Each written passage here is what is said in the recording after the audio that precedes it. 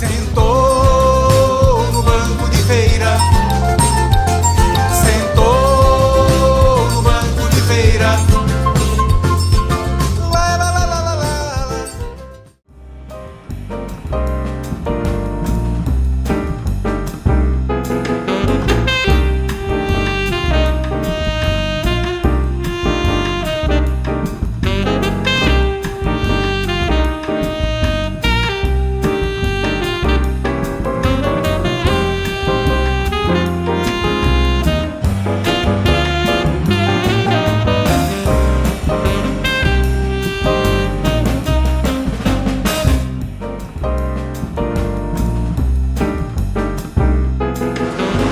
Nas suas palavras, nas suas canções, a resistência. E essa resistência, ela vem de muito longe, vem de muito longe. Ela hoje ainda acontece, mas foi sobretudo muito forte nos tempos em que vivemos a ditadura mais recente do país. Entre esses poetas e esses guerrilheiros, nós temos hoje a presença de um. E ele vai falar muito sobre essa resistência. Esse programa hoje, o Violência Zero, é dedicado a essa cultura que nós temos. Inclusive dos pernambucanos, que na época da ditadura fomos talvez o estado mais forte que lutava contra a ditadura, eram os pernambucanos, com diversas pessoas conhecidas. A literatura é a expressão do povo. E aí englobamos a literatura como sendo o poeta popular, ou o poeta mais erudito, ou o poeta mais acadêmico. Porque ali está uma resistência, ali está uma luta política. Hoje nós vamos ter literatura e direitos humanos. A resistência à violência, a resistência à falta de liberdade. Viver é lutar, mas escrever é fazer muita gente viver para lutar. Segue o Violência Zero.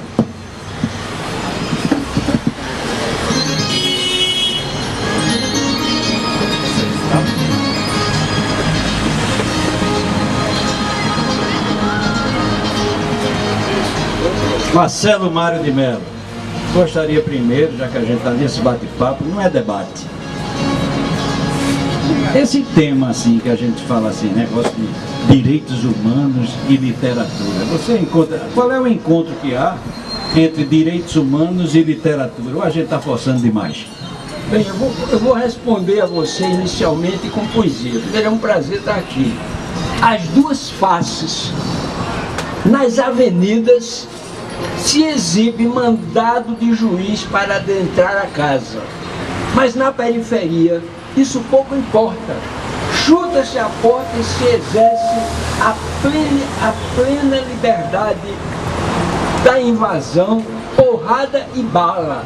O Estado de Direito é um estado de exceção na banda B da cidade, onde as balas perdidas sempre encontram os alvos negros.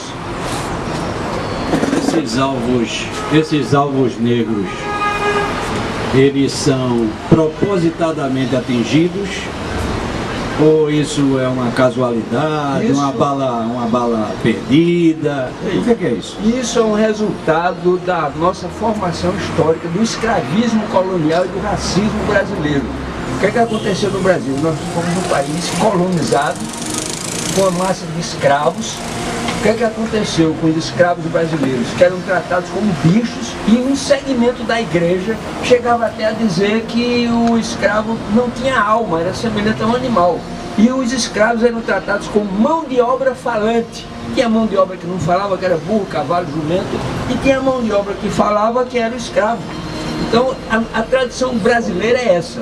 Além do mais, quando houve a abolição da escravatura no Brasil, a classe dominante brasileira é maquiavélica, ela sabe fazer política. Primeiro eles libertaram os sexagenários. Um homem de 60 anos naquele tempo era como um homem de quase 90 hoje.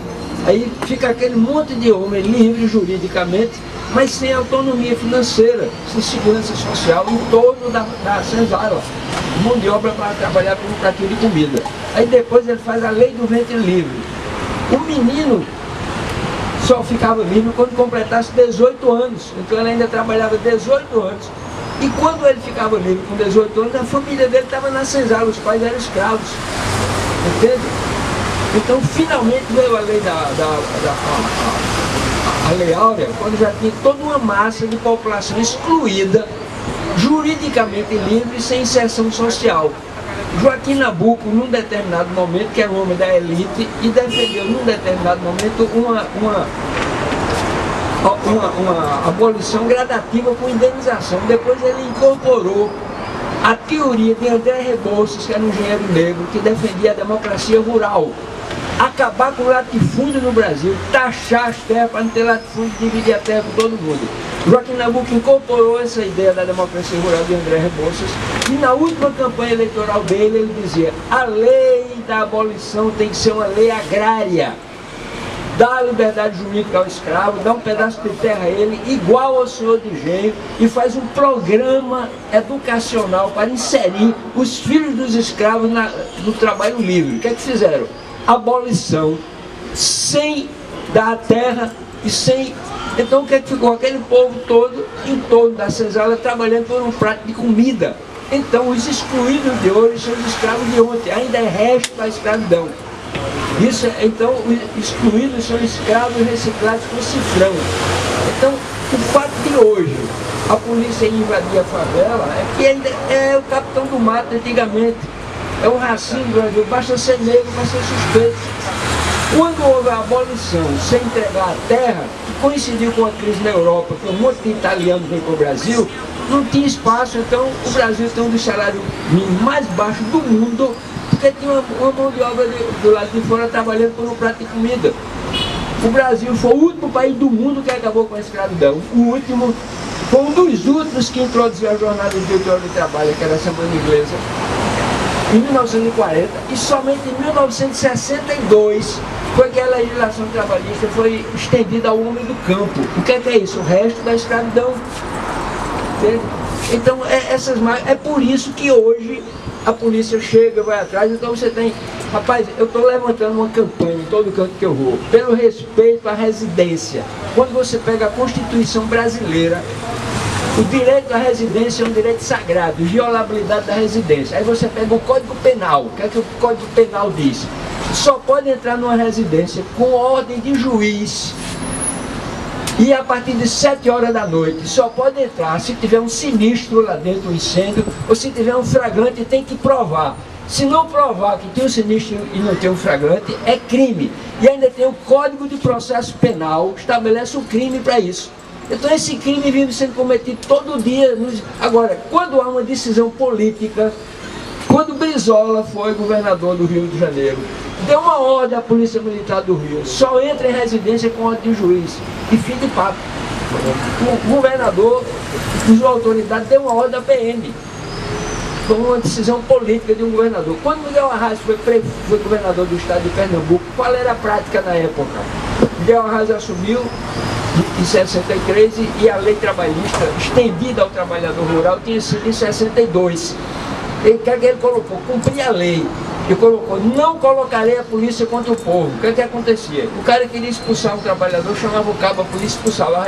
A só admitia a polícia se fosse com ordem de juiz. Cumpriu a lei. Baixa isso. Baixa isso, então é preciso uma campanha. Agora o povo já se acostumou. E o próprio povo se acostumou, o povo vive. Quando a gente fala Estado de Direito, isso não tem nenhum significado para a periferia. O povo da periferia não sabe o que é isso. É Estado de exceção. Nós temos que levantar uma campanha pelo respeito ao Estado de Direito. Na periferia. Só para ilustrar, certa vez eu ouvi numa das rádios FM aqui de Recife, tá certo, num debate, um famoso jurista, se diz jurista pernambucano, de fama nacional, defendeu assim, peremptoriamente, o que é que ele no debate ele disse? Que a polícia não podia chegar em Boa Viagem, na Avenida Boa Viagem, do mesmo jeito que chegava numa favela. Na Avenida Boa Viagem ele não podia chegar de armas em punho, mas na favela eles tinham de se entrar armado. Ele quis dizer o seguinte: já era para entrar atirando, invadindo. Isso um jurista, se diz jurista, numa rádio Pernambuco. Eu não dou o nome dele porque eu não tenho esse programa gravado, infelizmente. Mas ninguém me contou não. Eu ouvi no rádio isso aqui. Isso faz uns 3 ou 4 anos, agora há pouco. Então, é essa a burguesia, a classe dominante, que a gente não tem elite, a gente tem endinheirados. E olha lá como se consegue esse dinheiro todo. Então, prega isso. A nossa mídia, infelizmente, prega isso. Na favela para estar atirando. Olha, veja.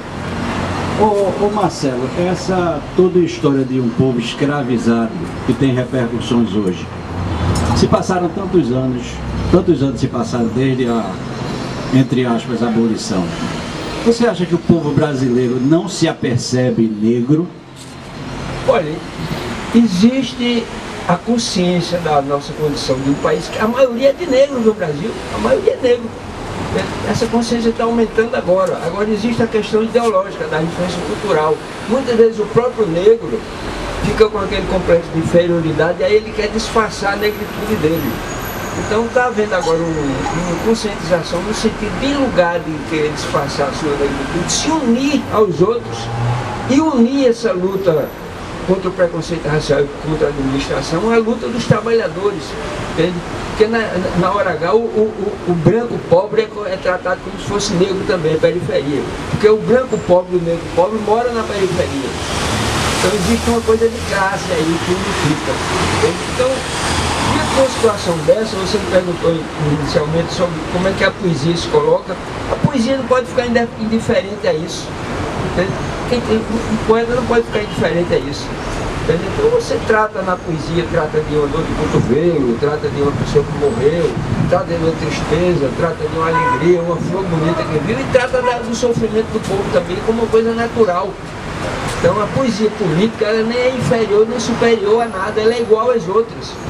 Quando você escreve um artigo de jornal sobre os olhinhos da mulher amada ou sobre a crise, tem que estar escrito bem feito e tal. Então a exigência que se faz da poesia política ela tem qualidade. Mas não querer proibir, dizer, não, isso não é para poesia. Camões escreveu sobre política, todos os grandes poetas do mundo escreveram sobre política. É por isso que eu digo, olha, e eu me inspiro muito nessa coisa do sofrimento do povo. Tem um poema que eu fiz que é Abundância. Do mundo só muito pouco nas escalas da indigência, migalhas e rebotalhos no caldo ralo da ausência, omissão e abandono pontuais e com frequência.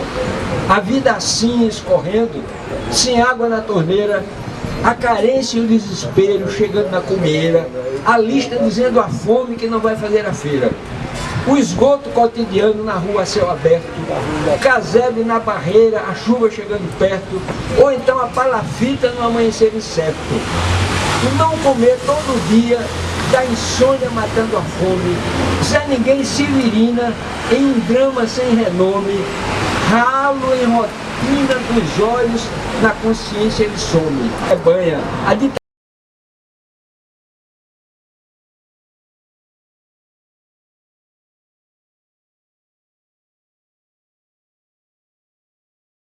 no saneamento, o domicílio invadido, bala perdida no vento, sempre encontra o alvo negro aumentando o desalento.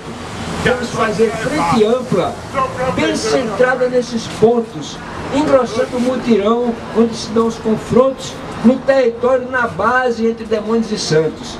Equiparar os direitos no Estado de Direito, focando a periferia, procurando dar um jeito, pegando ponto por ponto, somando e buscando efeito. Esta é a referência para o trabalho de base. E a ação solidária tecida fase por fase. Já se perdeu muito tempo que nisto não mais se atrasa. Mostrei coisas bem reais, atento à periferia, relegado ao desamparo, carência e desalegria. É preciso alterar, linkar e força e somar os olhos no novo dia. Muito bem, muito bem, muito bem. Mário, o Rui falou sobre uma coisa da polícia, principalmente a polícia visível. A polícia visível é a polícia militar. A gente quase não vê civil, você não sabe se é civil ou não. Quando a gente passa pelos soldados da polícia, a gente percebe que são pessoas oriundas do povo. Eles são negros, eles são pardos, como se diz, mas todos são oriundos de negro. Essa ação que eles fazem nas favelas, contra o negro, da mesma cor sua, é uma coisa da iniciativa deles ou a violência é policial, é institucional? A violência é institucional. A gente vive no Estado capitalista e a classe dominante é essa. Entende? Então eles educam, a formação do policial é um treinamento, é uma colonização mental. Então, é como os capitães do mato do passado eram negros. O capitão do mato, o feitor, eram negros, assalariados que faziam o jogo da classe dominante. Então, é o mesmo sistema. Você cria uma mentalidade antipopular, antidemocrática, repressiva. Eles são treinados para a violência. Ô Marcelo, a formação ideológica deles que é deformada. eu acho que é encoberta essa formação, porque a gente já participou de formação de soldados, de cabos, isso, aquilo, lá na escola de polícia militar, onde dávamos aulas de direitos humanos. E eles assistiam aquilo. E a gente mostrava e dava exemplo que não poderia ser. Mas persiste essa violência policial. Eu não sei se é formação ou é hábito secular. Veja bem, você sabe que a estrutura militar é hierarquizada, né? E como é uma estrutura voltada para a guerra, tem que ser. Então, é a voz do comando. Então, o que acontece? Existe uma tolerância, uma conivência dos altos comandos da cúpula militar com esse estado de coisa, não tem nenhuma vontade de mudar.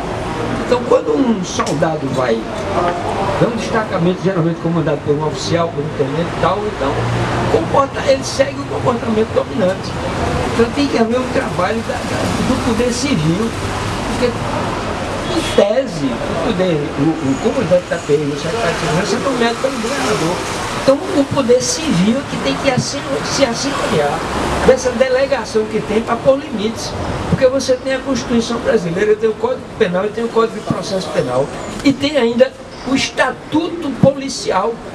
Tem o Estatuto da Polícia. O policial tem que se identificar, ele tem que cumprir mandato. Agora existe uma situação de emergência, um cara está matando o outro na rua, são os flagrantes aí, tá certo, se justifica a violência policial. No caso de você pedir que alguém mate, a própria autodefesa do policial, tem os direitos humanos do policial também. Tem policial pobre, que tira a farda para chegar em casa, que ele persegue bandido, ele não quer ser identificado como policial, que ele mora também na pobreza. Então tem que ser pensado também essa situação do policial que fica visado pelas quadrilhas. Então eu estou sendo bem amplo, estou vendo o lado humano também do policial, mas não justifica a violência discriminada contra o povo. Eu estou no ônibus. Há uns 10 ou 15 anos atrás eu estava no ônibus em Boa Viagem, sentado, chegou um policial, tinha um rapaz negro ao meu lado. Pediu a identidade dele, não pediu a minha. Aí eu não me aguentei e disse, por que o senhor pediu a dele e não pediu a minha? Porque eu era branco, ele já é suspeito. Aconteceu comigo também. Deixa eu dar uma pausa aí para a gente retornar para uma coisa que eu queria perguntar. Como eu citei na abertura, houve uma resistência intelectual, O Estado pela força militar e tem um golpe jurídico parlamentar. Dá um exemplo, o Brasil, a história do Brasil, a República no Brasil não foi instaurada com um grande movimento popular, foi um golpe de Estado, pela cúpula. A República foi instaurada pela cúpula. Vou dar um exemplo para vocês. Houve a Revolução de 30, em 34 houve a Constituinte de 34, aí vigorou a Constituição, em 37 Getúlio Vargas deu um golpe, até 1946, Getúlio Vargas deu um golpe. Quando Getúlio Vargas, que era ditador, que não queria entrar na guerra, quando ele entra na guerra, ao lado dos americanos, ele queria ficar neutro, né? Então ele era um cara inteligente, ele sentiu que o clima era de democratização do mundo, então ele decreta a anistia, marca as eleições e começa a anistia, ele como ditador. E tinha uns liberais, que era o pessoal da UDN na época. Aí o que aconteceu com Vargas? Vargas era ditador, matou gente à vontade, entregou órgão, era simpatizante, acabou com o sindicalismo livre no Brasil, mas ele era, do ponto de vista da economia, ele era nacionalista. Então quando ele é democrata, ele criou a Petrobras, ele, para entrar na guerra, exigiu que os americanos financiassem a siderurgia nacional, a contragosto dos americanos, e ele foi habilidoso. O único país da América Latina que mandou tropa lutar na guerra foi o Brasil. Força Expedicionária Brasileira, então ele vendeu caro. Então ele montou uma estrutura de economia nacional importante no Brasil. Vargas. É o lado positivo dele na economia, não na democracia. Aí o que acontece? Quando há o clima de anistia, a popularidade de Vargas está alta. E as posições de Vargas com relação à economia contrariam os interesses norte-americanos. Então o que acontece? Os liberais que eram contra Vargas disseram que era incompatível o ditador ser aquele que vai reger o processo de abertura e as eleições. Aí dão um golpe de Estado, tiram Vargas. Aí assume a presidência da República o presidente do Superior Tribunal Federal e todos os interventores estaduais são os presidentes dos tribunais. Isso passa 6 meses, aí a eleição, etc. Aí o que acontece? Veja que incoerência. Os liberais disseram que era incompatível Vargas ser o homem que iria reger a abertura, porque ele era ditador. Quem é que eles indicam para ser o candidato a presidente da República? O general Dutra, que era o ministro da guerra de Vargas, que foi o chefe das torturas e que entregou Olga. O general Dutra, sanguinário, foi o candidato desses democratas, porque eles estavam já contra a política econômica de Vargas, então não teve nenhuma virtude. Aí Vargas termina se candidatando a presidente da República, depois é eleito o Dutra, Vargas se candidata e é eleito. Então, quando Vargas encaminhou um projeto de reforma agrária que foi derrotado e encaminhou a lei de remessa de lucro de companhias estrangeiras. As companhias estrangeiras não poderiam levar tudo para fora.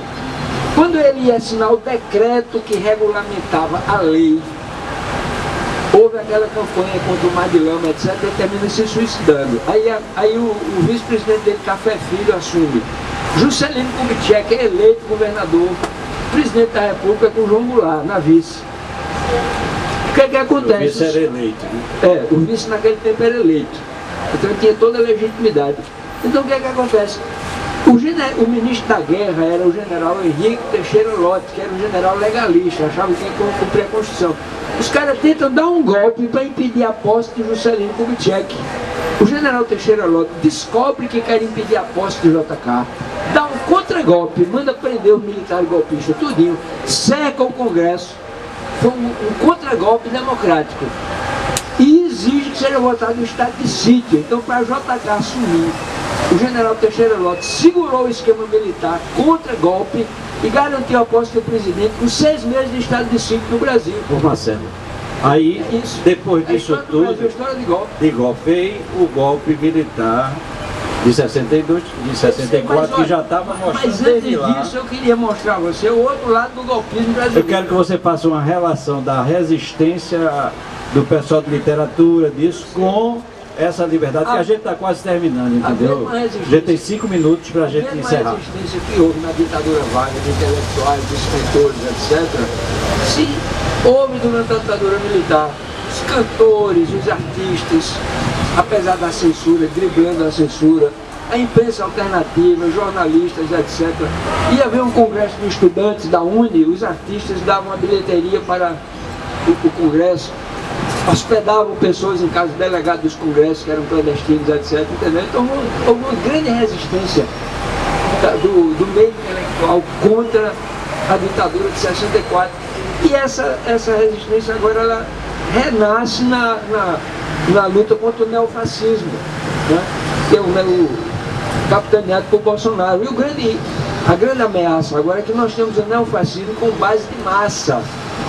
Porque você tinha na época da ditadura, a ditadura não tinha um braço político com base de massa. Ela agia através dos militares, ela agia através do aparato estatal. Eles agora conseguiram construir uma extrema-direita com militância, com base de massa. Então esse é o grande desafio. Qual é a base social dessa militância? São as PMs, são as empresas de vigilância do Brasil. Tem um efetivo maior do que as PMs do Brasil. Isso é perigoso. Tem as milícias também que estão disseminadas. Isso é a base de massa do neofascismo brasileiro. Entende? E o pessoal atrasado, tem os evangélicos fazendo trabalho de base ao modo dele, estão em todas as esquinas e estão em todos os presídios do Brasil. Tem uma força conservadora poderosa que exige do movimento democrático uma grande inserção nas comunidades para fazer contraponto a isso. Porque nós tivemos a época das comunidades de base de igreja, que era um contraponto a isso. O Papa João Paulo II detonou a igreja progressista, acabou com ela. Os evangélicos ocuparam espaço.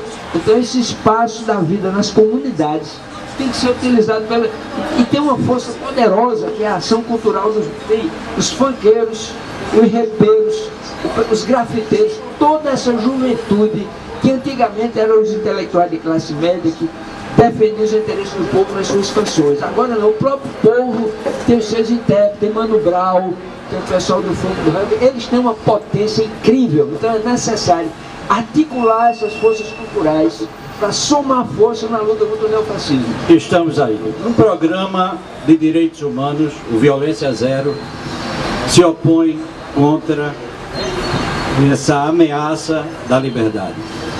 Estamos terminando por hoje o Violência Zero. Agradecimento ao Hotel Central, essa relíquia, esse patrimônio do Recife. Agradecimento à técnica, a Vitor, a Rodrigo, a Bento. Agradecimento ao nosso diretor. Tô no banco de feira. Legal. O céu é no 6º andar. O título é porque todos os poemas que estão nesse livro foram escritos lá no 6º andar. Que maravilha. Eu morava aqui, eu morei um ano aqui. Então quando eu saí daqui, todos os poemas que estão nesse livro foram escritos das janelas do 6º andar. Que maravilha. O charme do livro é esse. A pergunta, por que o céu no 6º andar? Quero o meu céu. Fotografar o meu, esse aí é o meu, eu vou levar. Daqui a pouco, hein? Daqui a pouco, né? Thales, querido, me diga uma coisa, como é que foi essa coisa da música e o teatro? Eu sei que você é muito ligado também ao teatro também. Exatamente. Como é que foi essa coisa? Eu acho que no início da década de 90, né, eu tinha feito o 2º LP, e aí não tinha produção, na realidade era produção, né? Era um momento muito bom ainda, né, de muita composição. A música degenerativa do Brasil não tinha chegado ainda, né? Aí era um vulcão, né? Um vulcão de coisas boas que já vinha da década das décadas passadas até os anos 90. Aí eu disse, conheci o professor Jossi Castro. Opa! E tive umas aulas com ele e realmente isso mudou minha vida. Aí eu, com a música, comecei a trabalhar com o teatro. E a partir daí, trabalhei com um menino do Tiamo durante 4 anos, com eles ali, né? E todos nós frequentávamos lá, né? Miró, né? Os poetas que já se foram, Erickson Luna, né? Carlos Salles, Chico Espinhar, todo aquele movimento que existia aqui ao redor ainda do Hotel Central, né? Contabilizando isso, quantos anos de carreira? Rapaz, vamos contar, de 75 pra cá, mais de 40, né? Opa! 75 tava fazendo troca-troca ainda. E uma coisa, Miró da Muripeca. Por que Miró da Muripeca? Porque eu morei lá há 30 anos. Muripeca é Jaboatão. É Jaboatão dos Guararapes. Jaboatão dos Guararapes. Eu vou falar um poema da temporada. Fica à vontade. Senhoras e senhores, Miró da Muripeca, nesse momento, vai poetizar. Vou lá, meu primeiro poema de amor. Sorrindo, como as plantas no cair da tarde. Chuva, chuva, chuva, insistindo no calor da lembrança. Eu sou um ser resumido a tintas e papéis. Segredos, segredos, segredos, segredos, abrindo túmulos nas marinas. Misteriosa magia das palavras. Amor, amor, amor, amor, amor. Tantas outras dançam no espaço. Mas é que dentro do meu peito mora uma mulher de olhos claros de lua, desejo de quebrar tijolos e desenhar uma nova estrada. Olha só! Miró da Muripeca. Os irmãos tocando aqui nessa manhã. Miró, você é o cara romântico. Demais. Você Você já amou e não foi correspondido? Ou alguém te amou e não foi correspondida? Por quê? Porque, poxa, isso aqui mexe com... Que poema é esse? Como foi que surgiu essa coisa? Desse poema? Em especial esse poema. Esse poema, eu tive 2 amores. Na minha vida eu tive 2 amores. Bebel, Edileuza e Mary. E esse poema foi feito porque eu era um negro feio na época, banguelo. E me apaixonei por uma menina da rua que era mais rica, não diria, mais rica não, era pobre. Tinha umas condições melhores. Melhores. E a mãe dela não queria ela com negros. Não queria ela com negros. E quando foi um dia, o irmão dela me disse que ela era louca por mim. E eu não acreditei, né? O negro era branca e ela gostava de mim. E aí ele disse, olha, você vai lá ver minha irmã na quinta-feira. Porque na quinta-feira minha mãe dá aula e ficou em casa. Resultado, eu fui para... me arrumei todo, né? E fui vê-la. Eu era apaixonado por ela. Quando eu cheguei lá, sentamos, conversamos e começamos a nos beijar. E um beijo que vai, no segundo beijo, quem chega, a mãe dela. Ai! Vixe Maria! O quê? Minha filha com esse negro safado? Não quero, sair daqui! Sai daqui, sai, sai! Sai daqui, sai! Aí eu saí, arrasado, chorando. Eu tinha 24 anos. E então o que aconteceu? Ela pegou, foi lá em casa, bateu na porta. Eu nunca esperei que ela bateu na casa. Bateu na porta e disse, agora quem vem aqui sou eu. O que? Quem vem aqui sou eu. Desde que meu jeito de vir aqui. E quando ela foi embora, começou a chover. Eu fiz esse poema, que eu era muito pobre, eu morava na casa de tábua. E eu fiquei vendo ela ir embora. Aí eu digo, caí e não sei como fugir dessa magia, das olhos no meu coração. Aí começou a chover, eu chove, chove, chove, e as flores. Né? Que maravilha, rapaz! Eita, eu tô toda arrepiada, Rosarinho! Carlos Ribeiro, me diga uma coisa. Tem recado aqui, deixa eu dar um recado aqui. Opa! É, bem assim. Tu sabe ler, Zefa? Eu Lê sei. aqui. Olha só, deixa eu ver. Olha só, recadinho aqui no nosso WhatsApp que chegou. Aí o Vitor manda pra gente ler aqui. Quando é áudio, ele solta lá. Tio, eu estou acompanhando desde cedo, tio. É sua sobrinha? O programa está retado demais, parabéns.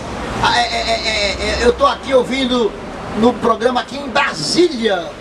Tá lá em Brasília, Flávio Sarinho e Thaís Ferraz Sarinho, Olha meu sobrinho. só. Tá lá em Brasília, Flavinho e os meninos todinho, beijo! Olha só aqui que mandou pra mim também aqui, ó. Olha só, a Roberta.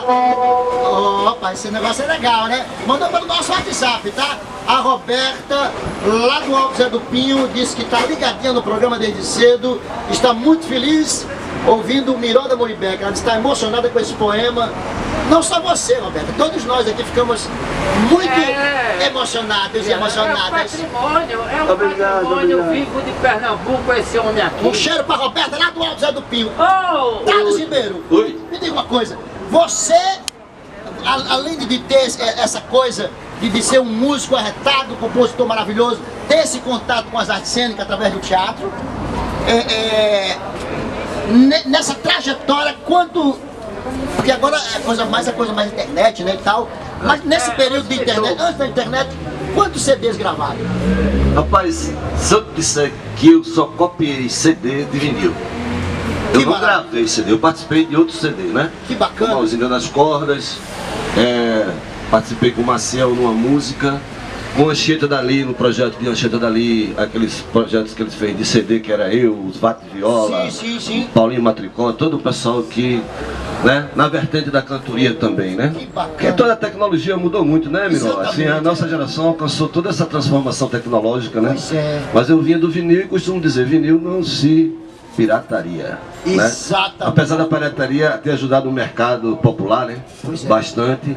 Mas assim, para o artista, compositor, não era um bom negócio, né?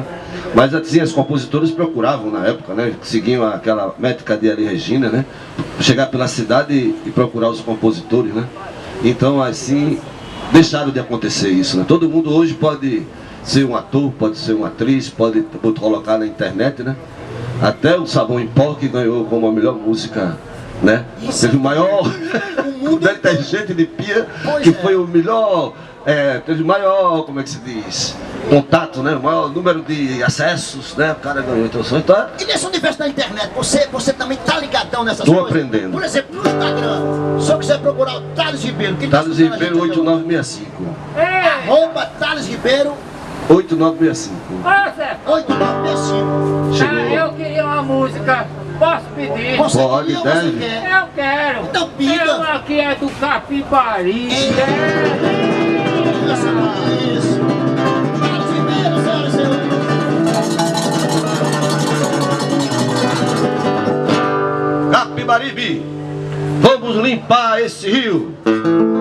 Vamos limpar esse rio. Vamos limpar esse rio. Eu trago aqui o meu cavalo marinho para atravessar o rio. Para atravessar o rio. É tão bonito esse rio com esse nome. Esse rio mata a fome de quem cuidar desse rio.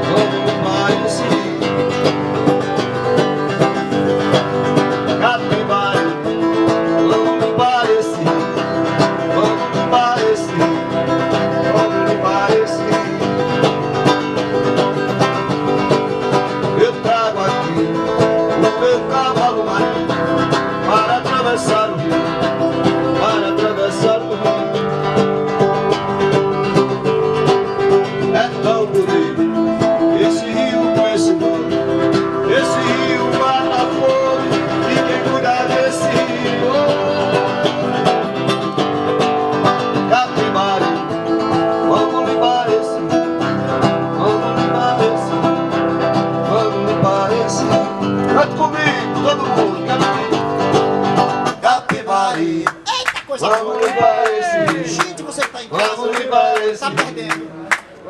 É muito bom demais. É Thales Ribeiro. Bora, Miró! Capibari, vamos limpar esse rio, vamos limpar esse rio, vamos limpar esse rio. Mais uma vez, Capibari, vamos limpar esse rio, vamos limpar esse rio, vamos limpar esse rio.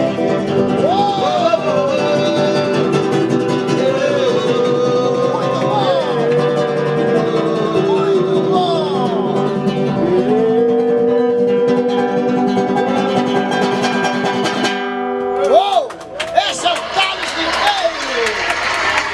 Você que está em casa, no 6º andar, você escreveu esse livro maravilhoso, que hoje, quem quiser adquirir esse livro, é só vir aqui, aqui no Hotel Central. O Miró está aqui conosco, ele vai autografar, tá certo? O título do livro, O Céu, é no 6º andar. Aqui também está acontecendo um evento no centro, no Hotel Central, um evento maravilhoso, você pode vir participar.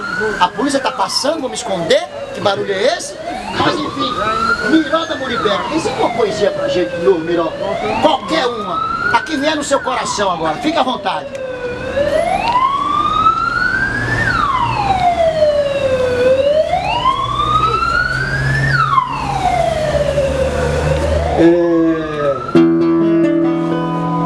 Minha mãe me dizia, quando eu era criança, que isso é para todos nós as coisas. Minha mãe, quando eu era criança, era um pouco sério. Eu não sou sério porra nenhuma. Sou brincalhão, sou alegre. E minha mãe dizia que um dia sem rir, se você passar 24 horas sem rir, foi um dia perdido. Quer dizer, oxi, se eu não rio, eu perdi um dia. Aí com o tempo eu fiquei pensando, é mesmo. Já pensou você passar 24 horas? Aí eu vou falar uma poesia pra vocês. Talvez aí dá um riso. Tá bom? Fica à vontade.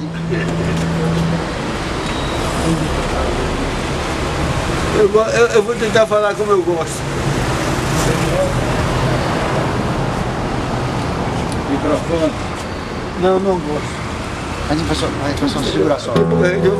Fica à vontade. Eu vou fazer como eu gosto depois se não der, eu não faço mais. A gente vai captar daqui, fica à vontade. Só pedir silêncio. Só isso. Aí o poema é para dar um risozinho. É assim. Ele estava resolvido. Amanhã não trocaria uma palavra com ninguém. Não queria conversa com ninguém. Entrou na padaria, num silêncio tão grande, colocou 5 pães naquelas máquinas modernas que só faltam peidar e saiu em silêncio. Ele saiu tão em silêncio que não viu o sinal aberto. Aí eu falou, nunca mais. Uou! Minha vida era jogar bola. Eita, isso é bom demais! Eu queria jogar pelo Náutico, ser Náutico, mas eu treinei no Náutico 6 anos, mas nunca fui matar a lagartixa. Se tem uma coisa que eu me orgulho de mim, com 61 anos, eu nunca briguei com homem nenhum. Nunca. Nunca briguei de chegar em casa. Ei, seu filho brigou ali. Seu filho... Não. Eu me orgulho de mim disso. E não sou uma pessoa violenta. Eu sou uma pessoa de amor. Sou uma pessoa boa.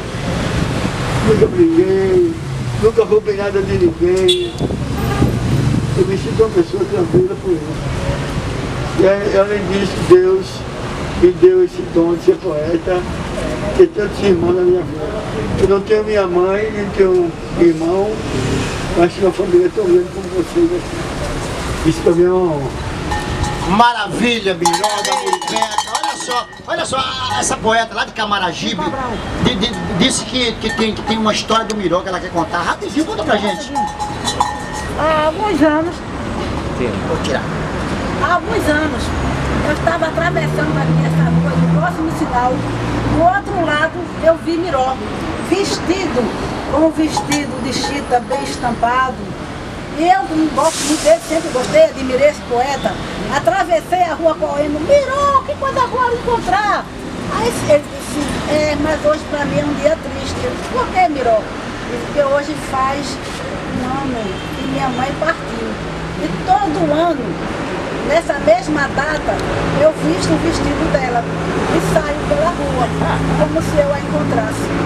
Então eu olhei esse poeta bem no fundo dos olhos e vi a alma dele. Então eu o abracei e beijei, como só uma mãe beija um filho. Que maravilha! Lindo. Olha só, esse momento de emoção. Thales, canta pra gente. Thales Ribeiro, senhoras e senhores. Coisa linda. Que maravilha. Que maravilha. Sentado à sombra de um buzeiro, olhando a lua começando a clarear, um ninho descansa na galha do juazeiro, e um passarinho canta e fica a manzanzar. Qual é o canto que encanta o teu canto? Não marca a hora no relógio pra parar. Vive sonhando em cantar de manhãzinha, que o pôr do sol já deu sinal de agasalhar. Que o pôr do sol já deu sinal de agasalhar. Que o pôr do sol já deu sinal de agasalhar.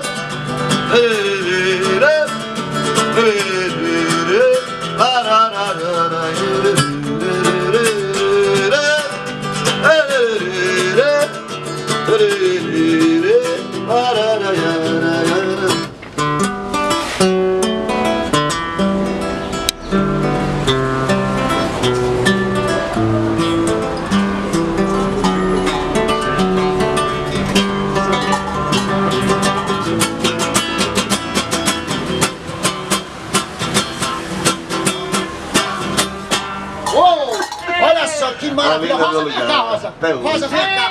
Me faça uma gentileza. Rosa mais cedo soltou o gogó aqui, o Rui. Ela soltou o gogó aqui, vou lhe contar uma coisa, viu? Ela fez o quê? Como é que se diz? Uma capela pela manhã, não foi, Rui? Rosa, É capela, né? ela fez uma capela. Thales, eu quero que você acompanhe o Rosa e faça um mise-en-scène aí. Faça essa coisa. Música, Rosa. Cá, coisa. É tua, Zefa. Eu não sei cantar não. Cante, que eu vou Olha, tentar lhe é uma acompanhar. voz. Pega ela. E olha, Pega ela. a ideia aqui foi de testão. Foi. Nós vai trabalhar para nós produzir Foi. um CD cantado por Rosa. Ó, gente, vamos trabalhar nisso. Aí A o bicho mulher pega. canta que só a gota. Rosa, dá uma palhinha pra nós aí. Thales vai tentar acompanhar, porque é improviso, né? Exatamente. Acolha, minha filha. Diga logo o título da música. Eu amo Núbia e vou continuar com Núbia aqui, Opa! viu, gente? Porque Núbia é da terra, Núbia é de Recife, é de Pernambuco. Eu amo Pernambuco e eu vou de Núbia. Tô aqui com a minha amada Ci Cabral, que eu amo. Ci Quero já- ver se recitar. Eu amo essa Se mulher. é de Camaragibe, É, já deu um Camaragibe. abraço aqui no Miró, contou uma história que emocionou todos nós aqui. Nesse instante, ela é massa. Devolvi o cordão e a medalha de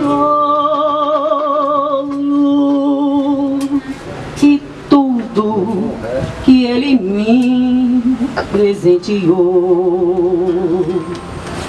Devolvi suas cartas amorosas e as juras mentirosas com que ele me enganou. Devolvi a aliança e também seu retrato para não ver seu sorriso no silêncio.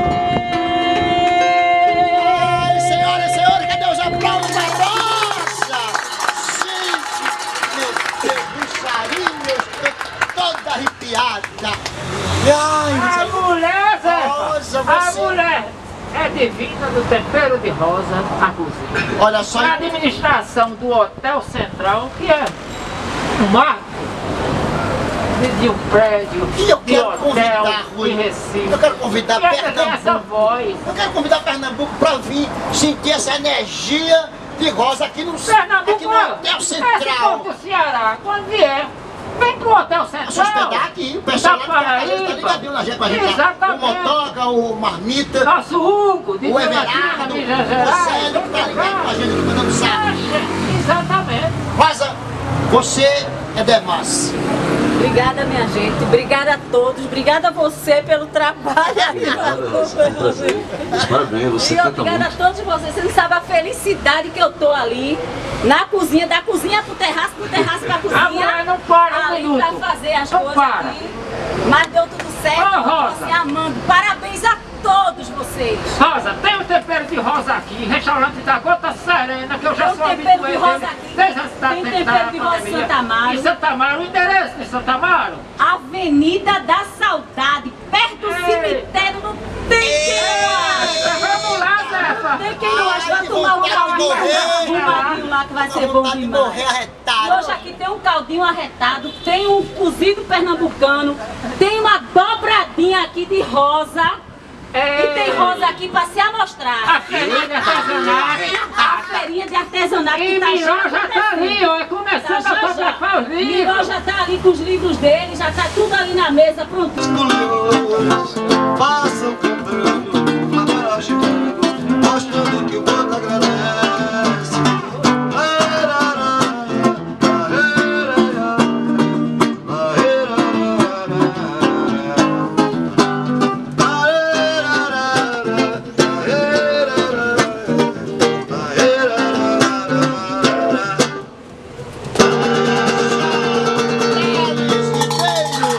Olha só, Rosarinho, o Rodrigo Lambert, nosso repórter, está por aí, andando pelo Hotel Central. Você está onde, meu amor? Histórica aqui do nosso estado. Zefa, tu tá sabendo que hoje tem uma feirinha aqui, né, de artesanato, né, Zefa? Vou divulgar. A feirinha começa às 11 horas da manhã, Zefa. Além da feirinha, também está acontecendo a venda dos livros de Miró, do nosso mestre Miró, né? Aí você vem, compra o livro, R$30, pagamento à vista, que vai ser usado para custear o tratamento do nosso Miró. Ele está presente, assina o livro e você ainda participa da feirinha, ajudando as pessoas que estão aqui expondo seus produtos. Eu vou falar aqui agora com a pessoa responsável pelo Combusca, produtos naturais. Fala aí com o nosso ouvinte rapidinho, quando ele chegar aqui, o que ele vai encontrar? Ele vai encontrar uma bebida verde, né, naturalmente gaseificada, a partir do chá verde, e que traz muito benefício à saúde, né, ideal para quem quer manter a vida saudável, e são os que vai só agregar facilmente. Isso aí, os expositores estão chegando. Tem pano de prato rendado, detalhado. É você a responsável? Bom dia, seu nome. Noêmia, fala um pouquinho aí dos seus produtos. Trabalho de retalhos, são bem feitos, e eu vou fazer o melhor para meus clientes. Amor e carinho, tá vendo? E a gente vai falar aqui com os expositores que estão chegando aí. Um aqui, Márcia Artesão. Bom dia, meu bem. Qual é o seu nome? Ana do Balão Tatu. Fala um pouquinho dos seus produtos, Ana. Marquistas, faço bolsas, crochê bordadas também. Faço com carinho pela arte. Olha, e se eu fosse você, eu vinha, viu? Tá lindo, tá perfeito, trabalha no seu livro, você autografando. Dá um recadinho para quem está nos ouvindo, vir até aqui hoje. Que veio aqui comprar, mandar, mas que tá lindo. Não só meu livro, né?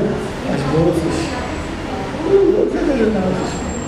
Aqui é um método sublime, um salto lindo desse, você não usa muito desse.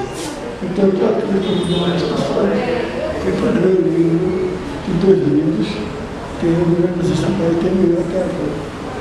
Então, quem quiser vir ao Brasil, eu faço um livro na hora. Aí o recado dado do mestre é cultura, história e o mestre Miró da Muribeca. Bandeira do Rosário, cidade, da forma mostrar Brasil com seu preço alto, seu estandarte tão original. Vem pra fazenda, vem só dizer e com satisfação. Queira ou não queiram os juízes, nosso pago é de fato caminho. E se aqui está cantando essa canção, iremos defender a nossa tradição e dizer bem alto que a injustiça nós somos madeira, direito e união.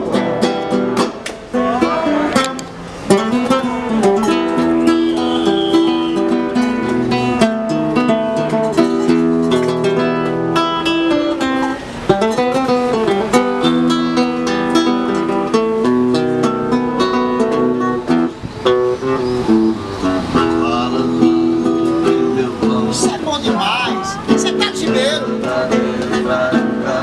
Frevo de bló! E depois que ele desfilar, todo o seu corpo vai se despedir. Tua Deus tem não mais voltar, mas pastora do Pequim, não deixe não no caminhão, guarde no peito a posição.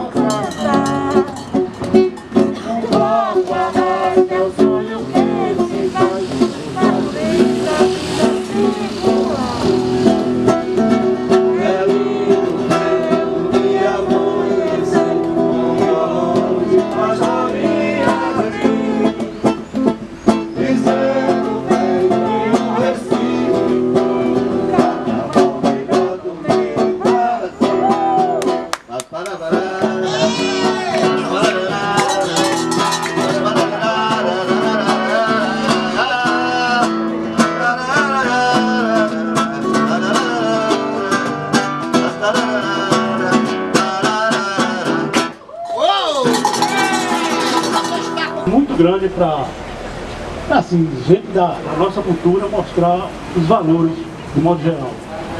E para agregar valor, hoje estou trazendo também um amigo nosso que eu levei para a nossa associação, né, dos aposentados da Confesa, agora no mês de dezembro, Armando Fuentes, que cantou todas as músicas de origem, né, da pátria dele, da Venezuela, a Lindária do Caribe, a parte de cima da Venezuela. E ele cantou cumbia, guaracha, mambo, cantou merengue, e cantou os forrozinhos e sambinha também, que ele já aprendeu. Aí eu queria apresentar você agora, Armando Fuentes, nosso amigo. Seja bem-vindo, Armando. Seja bem-vindo, querido, que eu adoro essa coisa do intercâmbio cultural, detalhe, isso é bacana, né? Fenomenal. Muito obrigado. Satisfação em lhe conhecer, Thales, seu trabalho. Satisfação de estar aqui no Hotel Central e de ver esse trabalho cultural de vocês. Parabéns a todos vocês. E, bom, se você me permitir me acompanhar em duas músicas, eu agradeceria. Conheço. Dá pra uma? Dá pra uma. Bom, então vamos fazer uma coisinha da terra, né? Você toca violão? Você toca? Já que estamos aqui, Lá menor.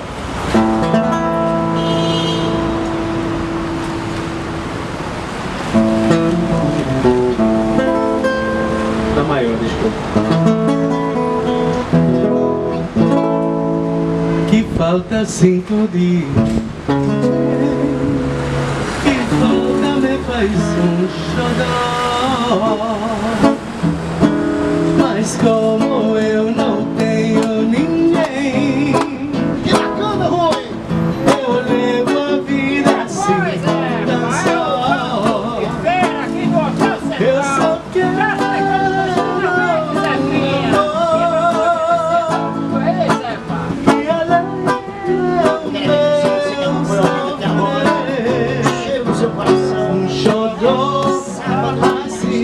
desse jeito assim.